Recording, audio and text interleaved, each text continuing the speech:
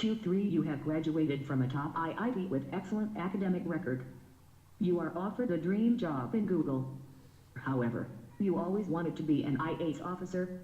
Your parents are extremely poor and you have completed your education solely on scholarships and donations.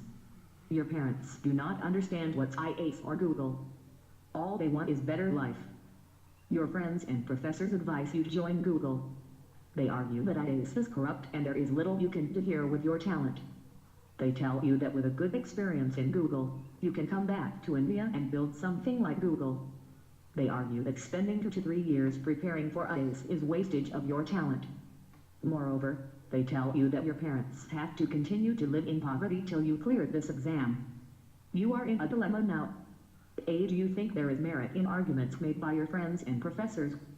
Justified. B, in case you still want to pursue IAS, give compelling arguments why you want to pursue it. 250 words background. The ethical dilemmas from a given case study are: conflict of conscience, responsibility towards parents versus following one's aspirations, poverty suppressing dreams of the dreamer, etc. A, based on the arguments put forward by my friends and professors, the following can be concluded. Merits. Additional burden on my parents if I don't take up the job is a substantiate argument. The job is very good and it would provide me and my parents not only financial mobility but also social mobility. IAS exam needs time to prepare, so not considering the job in the present circumstances is not logical. There is lateral entry in Indian government jobs is seen by the appointment of Mr. Raghuram Rajan as RBI governor. With good experience in Google, I can come back to India and make some difference to the people. Also, I can establish a company in India with sufficient expertise in Google providing jobs to youth. I can work at Google and in the free time I can always prepare for IAS. But taking the Google job is a priority now. Being IAS is not an end but just a means to carry out public service, so that can be done even by being in private sector, as is visible by the work of Ratan Tata, Medha Thakur, Kailash Satyarthik, etc. Demerits. My dream job is IAS, so I will never be satisfied with what I do at Google. I can arrange for the financial security of my parents till I clear this exam.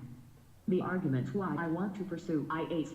IAS gives me an opportunity to work and make a difference at the ground level by lifting many families from poverty, ensuring quality education is provided, face health contingencies, inculcate values in the youth, etc. As an IAS, I can work in multiple fields and gain expertise regarding the compelling issues plaguing the society. Due to poverty, I can better understand the plight of millions of poor and do effective programs for the public. www.insightsinIndia.com 8 www.insightses.com. I can use technology effectively in the implementation of various government initiatives leading to good governance. That gives me an opportunity to project to the society that being a civil servant with integrity, efficiency, good decision making is very important, and increase people trust in district machinery, especially when corruption is huge. Q, for you are traveling in a government bus to your native place from Bangalore. It's a night journey. The bus is full. You know this, that there is only one female in the bus, about 20 years old.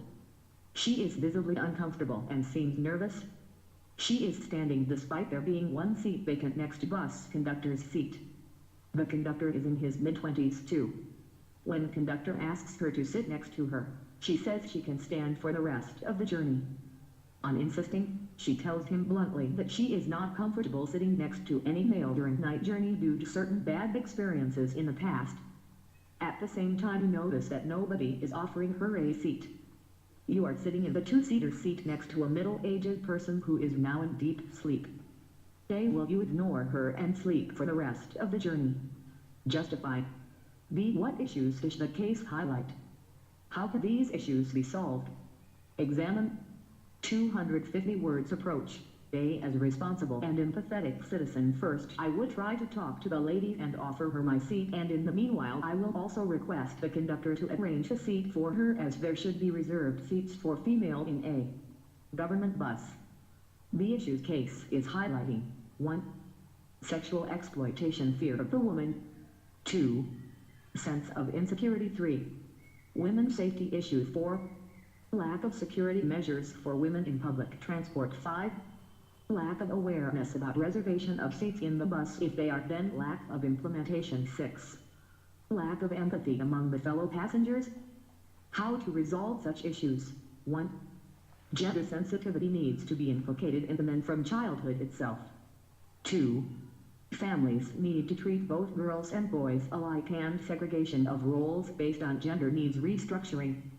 3. The government needs to ensure public transport is safe for women by having technological initiatives like GPS location tracking of the bus, having cameras on board, etc. Kerala Police introduced Pink Beat Patrol for enhancing the safety for women and children in public places. The Pink Beat includes specially trained women police personnel.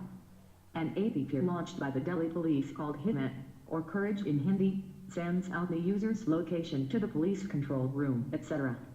4. Women need to believe that the offenders will be punished